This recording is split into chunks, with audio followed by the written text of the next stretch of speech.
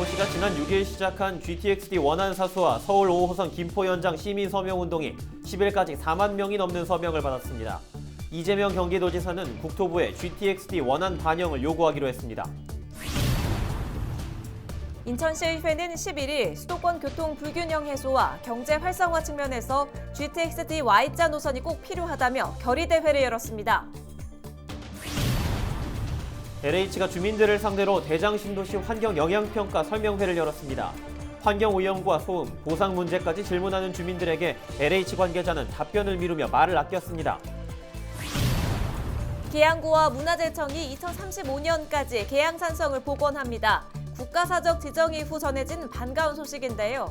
부족한 문화재 인식이 숙제로 남아 있습니다.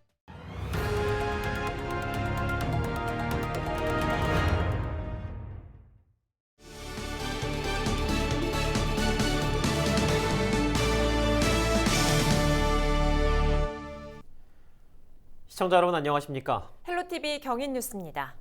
첫 소식입니다. 기존 코로나19보다 전파력이 더 강한 것으로 알려진 해외 유입 변이 바이러스가 부천에서 발생하며 긴장감이 높아지고 있습니다. 중앙방역대책본부는 11일 부천 노인주간보호센터와 관련해 남아공 변이 바이러스에 해당하는 확진자가 현재까지 22명 발생했다고 밝혔습니다. 남아공 변이 바이러스는 영국, 브라질 변이와 더불어 코로나19 백신이나 치료제 효과가 크지 않아 주의가 요구됩니다. 지난달 중순 부천 노인주간보호센터에서 시작된 감염은 인근 초등학교로까지 번지면서 누적 확진자가 100명을 넘어선 상황입니다. 투기 의혹 등으로 3기 신도시 전반에 대한 잡음이 끊이지 않는 가운데 대장지구 환경영향평가서 초안에 대한 주민 설명회가 열렸습니다. 취재기자와 전화 연결되어 있습니다. 이야기 나눠보죠. 이정아 기자, 설명회에서 어떤 내용들이 나왔습니까? 네, LH가 주민들을 상대로 신도시 환경영향평가 초안을 설명했습니다. 오는 2026년 2만 세대가 입주하는 부천 대장 신도시는 대장동, 오정동, 원종동, 삼정동 일대에 해당하는 지역입니다. 3기 신도시 사업 시행자 LH는 환경적 검토를 통해 지난달 국토부와 환경부, 부천시 등의 환경영향평가서 초안을 제출한 상태입니다. 환경영향평가서에는 환경영향평가법의 제22조에 따라 자연 생태, 대기, 수질, 토지, 생활, 사회경제 환경을 재분화해 살피도록 합니다. 특히 신도시 발표 초기부터 지역 환경단체에서는 금개구리와 맹꽁이 등 멸종위기종 다수가 대장 신도시 부지에 서식 중이라며 이들을 위한 보전 방안을 먼저 살펴야 한다고 주장했었는데요.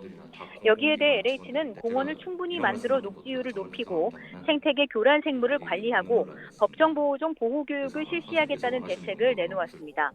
또 공사할 때 장비 때문에 대기오염 물질이 다수 배출될 것으로 예상해 살수시설과 방직망 설치, 공사 차량 속도를 규제하겠다고 저감 방안을 밝혔습니다.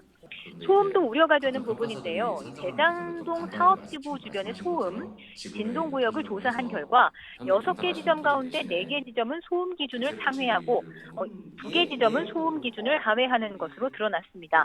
공사할 때 가설방음 판넬을 설치하고 저소음, 저진동 장비를 사용하겠다는 대책을 내놓기도 했습니다.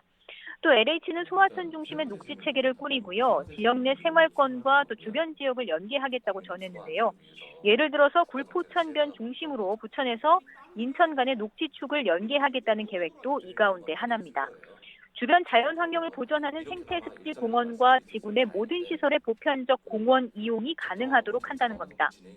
추가로 주민들은 예상대로 공사로 인한 소음 또 환경오염 문제뿐만 아니라 보상에 대한 궁금증이 상당히 많았습니다. 특히 보상이나 대토, 일부 미흡한 보상 기준에 대한 질문이 이어졌지만 LH는 아직까지 구체적으로 정해진 게 없다면서 말을 아꼈습니다. 그러면서 보상계획 공고 이후에 별도의 보상 관련 설명회, 주민들과의 소통 창구를 마련하겠다고 밝혔습니다. 대장지구가 정부 3기 신도시로 지정된 이후 지난 2019년 말 전략 환경영향평가 단계에서 주민 설명회를 한 차례 열었습니다. 그 이후로 주민들과 마주하는 두 번째 자리인데요. 대다수의 주민들은 이번 자리에 대한 불만이 상당히 많았습니다.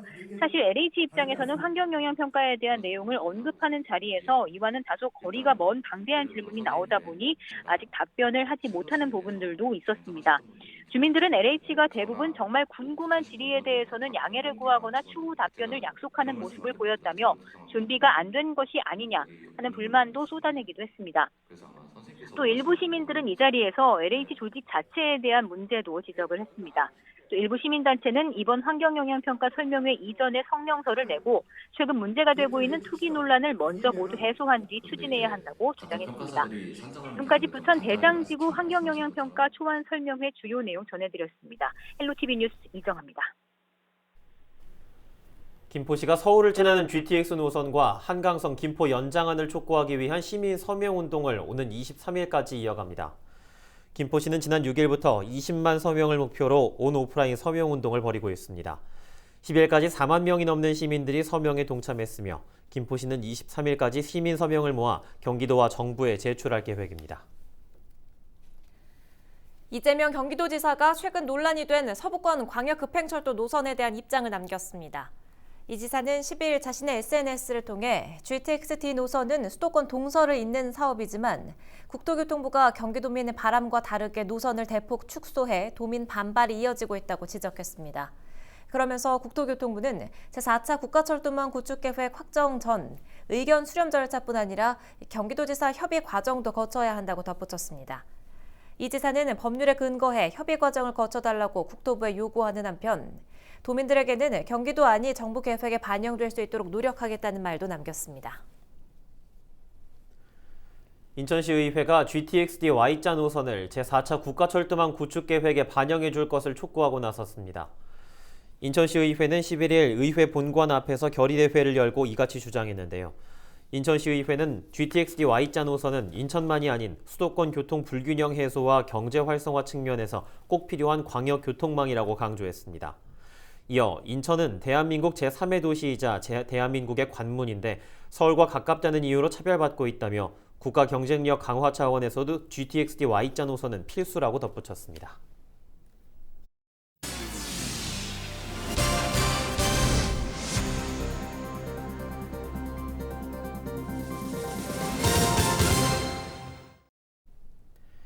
계양구 최초의 국가사적인 계양산성에 대한 복원 사업이 시작됐습니다.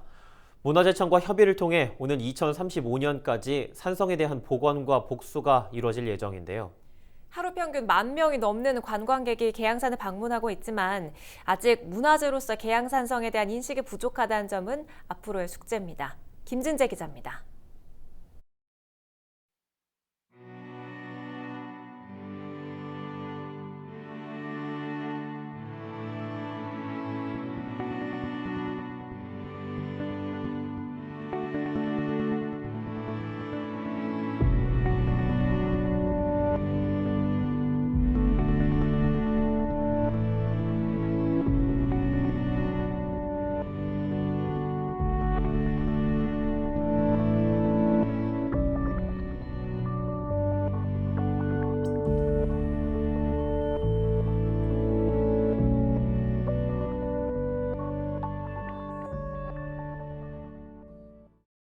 오랜 세월 흐르면서 이제는 그 흔적만 남은 계양산성. 계양산성의 역사와 옛 모습을 찾기 위한 복원 정비 사업이 오는 2035년까지 진행됩니다. 가장 시급한 건 전체 1184m 구간 중 70% 이상 훼손된 성벽 정비. 계양구는 훼손 정도에 따라 보존, 보수, 복원 구간을 구분해 성곽을 정비할 예정입니다. 최근 보수됐거나 성벽 상태가 양호한 구간은 정기적으로 모니터링하며 보존하고 성벽이 변형되거나 붕괴 가능성이 높은 구간은 안전진단을 거쳐 보수합니다. 발굴조사와 연구를 통해 원형 고증이 가능한 구간은 복원할 예정입니다. 특히 산성 입구에 해당하는 이곳 북문지는 복원했을 경우 방문객들에게 시각적인 효과가 높은 만큼 오는 2025년까지의 옛 모습을 살려 복원할 계획입니다. 이번 종합정비계획에는 계양산성에 대한 연구 활동도 포함됐습니다. 계양산성은 발굴된 유물과 문헌 기록을 토대로 삼국시대에 축조된 것으로 추정되고 있습니다. 하지만 관련 기록이 많지 않아 정확하게 어느 시기에 건설되고 누가 어떤 목적으로 사용했는지는 베일에 쌓여 있습니다. 이 때문에 계양구는 학술대회와 세미나 등 지속적인 연구 활동을 통해 계양산성의 역사를 밝혀나갈 예정입니다. 이외에도 계양구는 산성 내부에 탐방로를 조성하고 산책로를 정비하는 등 계양산성을 휴식과 관광이 어우러진 공간으로 조성할 계획입니다. 하지만 문화재로서의 계양산성에 대한 인식이 부족하다는 점은 여전히 과제로 남았습니다. 복원시켜서 이 계양산성을 갖다가 만든다 하는 걸 우리들은 그 정도로만 알고 있죠. 아니, 전에 들었는데 어디에 있는지를 몰랐는데 오늘 와서 보니까 저쪽에 산성 써놨네. 계양군은 우선 성벽 등 보수가 시급한 시설을 정비한 뒤에 오는 2026년부터는 계양산성을 알리기 위한 홍보 활동을 진행할 예정입니다. 특히 계양산성 박물관과 연계한 탐방체험 프로그램을 비롯해 계양산성 축제 등의 문화예술 행사도 기획 중입니다. 지역 주민들뿐만이 아니고 인천 시민 많은 분들이 오셔서 산성이 어떻게 축조되고 어떻게 활용되었는지 그런 거를 박물관을 통해서 또 복원된 산성을 통해서 그런 역사적인 학습도 하시면서 체험도 할 수 있는 그런 공간으로 세월에 가려 잊혀가던 계양산성이 시민들의 문화, 휴식 공간으로 돌아올 준비를 하고 있습니다. 헬로티비 뉴스 김진재입니다. 롯데목장 개 살리기 시민 모임이 지난 9일 계양산 내 현장 의료 캠프를 설치하고 보호 중인 개 160마리에 대해 예방접종과 심장 사상충 검사 등을 진행했습니다. 이번 의료 활동에는 자원봉사자 30여 명과 수의사 등 의료진 3명이 참여했습니다. 시민 모임은 지난해 7월 후원금을 모아 계양산 내 불법 개 농장에서 개 270여 마리를 구조한 뒤 입양과 치료 등 보호 활동을 이어오고 있는데요. 계양구가 견사 등 불법 시설물 철거를 추진하자 계양구와 토지 소유주인 롯데 일가에 개들이 머물 수 있는 대체 부지 마련을 요구하고 있습니다. 2달 전 부천 상동역 화장실에서 숨진 채 발견된 중증 장애인의 사망 원인이 밝혀졌습니다. 부천 원미경찰서는 최근 국립과학수사연구원으로부터 지난 3월 상동역 화장실에서 쓰러져 숨진 50대 장애인 A씨가 이산화탄소 중독으로 사망했다는 최종 부검 결과를 전달받았다고 밝혔습니다. 당시 상동역 변전실에서 작업 중 감전사고가 발생하며 내부 화재 감지기와 이산화탄소 자동 소화 설비가 작동한 것으로 조사됐습니다. 경찰은 그동안 이산화탄소 유출을 A씨의 유력한 사망 원인으로 보고 지난달 국과수와 합동 현장 검증을 진행하는 등 수사를 이어왔습니다. 다만 아직 책임자 과실 여부 등이 명확하지 않아 상동역 관계자 등을 중심으로 추가 조사를 이어간다는 방침입니다. 김포시가 오늘 17일부터 한 달여 동안 쓰레기 자동 처리 시설인 크린넷 가동을 멈추고 차량으로 생활 쓰레기를 수거합니다. 김포시는 17일부터 다음 달 25일까지 장기동 집화장의 악취를 해결하기 위해 탈취 설비를 정비합니다. 설비 공사를 하는 동안 크린넷 가동도 멈추기 때문에 해당 지역 생활 쓰레기는 차량으로 수거합니다. 김포시는 해당 기간 시민 불편을 최소화하기 위해 비상대응반을 꾸려 쓰레기 민원에 대응할 계획입니다.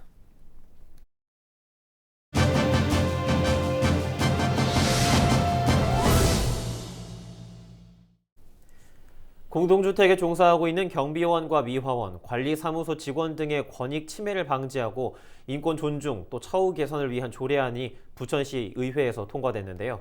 이번 조례를 대표 발의한 양정숙 부천시 의원과 이야기 나눠보도록 하죠. 의원님 안녕하십니까? 네, 안녕하십니까. 중1, 2, 3, 4 약대동을 기반으로 하고 있는 양정숙 시의원입니다. 반갑습니다. 부천시 공동주택 노동자 인권증지 조례안을 발의하게 된 배경부터 설명해 주시죠.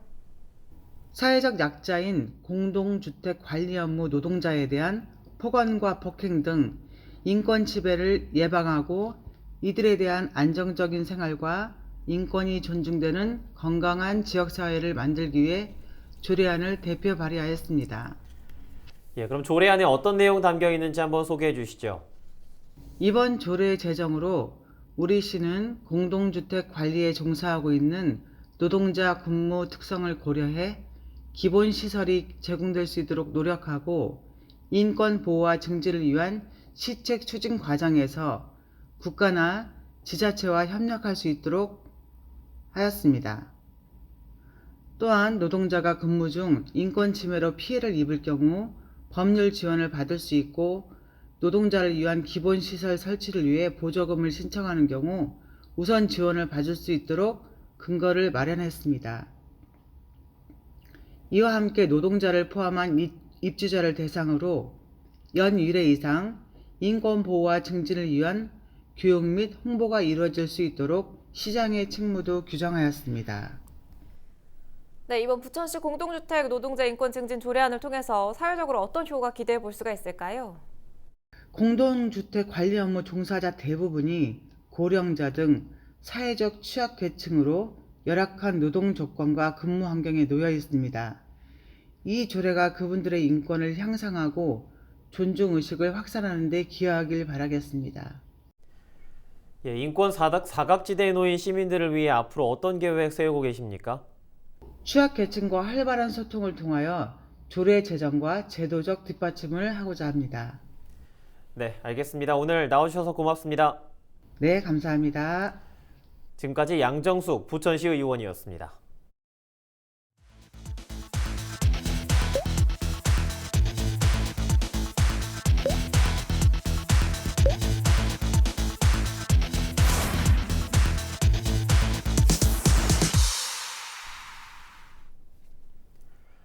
앞으로 어린이 보호구역, 이른바 스쿨존에 불법 주정차를 했다가 적발될 경우 처벌이 강화됩니다. 11일부터 도로교통법 개정 시행령이 적용되면서 스쿨존에서 주차와 정차를 위반했을 때 개정 전보다 각각 4만 원씩 올라 승용차는 12만 원, 승합차는 13만 원의 과태료가 부과됩니다. 이는 일반 도로에서 위반했을 때보다 3배 더 많은 금액으로 지난해 3월 시행된 민식이법에 더해 한층 엄격해진 처벌 조치입니다. 또 오는 13일부터 개인형 이동장치에 대한 안전기준도 강화돼 전동 킥보드를 운행할 때도 원동기 장치 자전거 이상의 면허를 소지해야 하고 승차 정원 준수, 안전 헬멧 착용 등이 필수가 됩니다. 도성훈 인천시 교육감이 11일 교직원들에게 코로나19 백신 접종을 독려하는 사원문을 보냈습니다. 도 교육감은 여전히 변이 바이러스의 확산, 다중이용시설에서의 집단 감염 발생이 우려되는 상황에서 더 철저한 방역 관리가 필요한 시점이라며 코로나19 백신 접종으로 서로의 건강을 지켜줄 것을 당부했습니다. 이어 자신도 다음 달 4일 백신을 접종할 계획이라고 밝혔습니다. 인천시 교육청은 지난달 말까지 특수교사와 보건교사 등을 대상으로 1차 백신 접종을 완료했는데요. 다음 달부터는 유치원 교사와 초등학교 1, 2학년 교사, 돌봄 전담사를 대상으로 접종을 진행할 예정입니다. 부천시가 경기 정책공모 사업 본선에 진출했습니다. 부천시는 10일 스마트 기술을 활용한 코로나19 예방과 대기오염 대응을 주제로 경기도 정책공모 본선에 진출해 최소 30억 원의 특별 조정 교부금을 확보했다고 밝혔습니다. 부천은 이번 공모에서 다중이용시설 스마트 실내 환기 시스템과 미세먼지 측정, 대기정보 분석 플랫폼을 내세워 응모했습니다. 부천은 이달 말까지 예선을 통과한 6개 시군과 함께 도민 여론조사와 전문가 심사 등의 경쟁을 이어갈 예정입니다. 경기도 31개 시군을 대상으로 한 이번 공모의 본심사는 다음 달 1일 열립니다.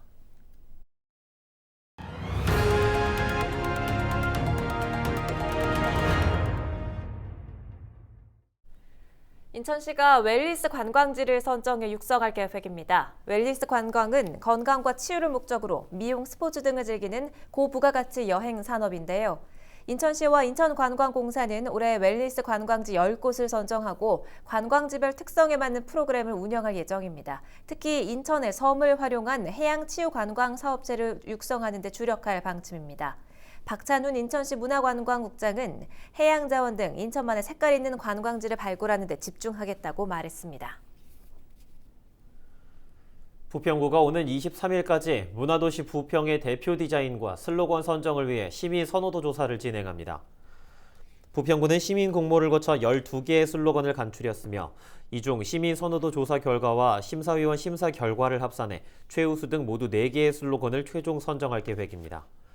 아울러 선호도 조사를 통해 부평의 도시 브랜드 대표 디자인도 함께 선정했으며 선호도 조사는 문화도시 부평 홈페이지를 통해 참여할 수 있습니다. 문화체육관광부는 올해 초 부평구를 문화도시로 선정했습니다.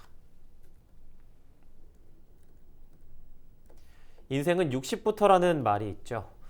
이제는 인생은 80부터라고 해야 할지도 모르겠습니다. 84살 어르신 2명이 검정고시에 합격했다고 합니다. 한 분은 초졸, 한 분은 중졸 시험에 떡하니 붙었다고 합니다. 얼마나 뿌듯하시겠습니까? 이 배움의 나이라는 벽이 있을까요? 어르신들의 멈춤 없는 도전에 뜨거운 응원을 보냅니다. 이상으로 헬로티비 뉴스를 모두 마칩니다. 저희는 언제나 지역민 여러분과 함께하겠습니다. 시청해주신 여러분 고맙습니다.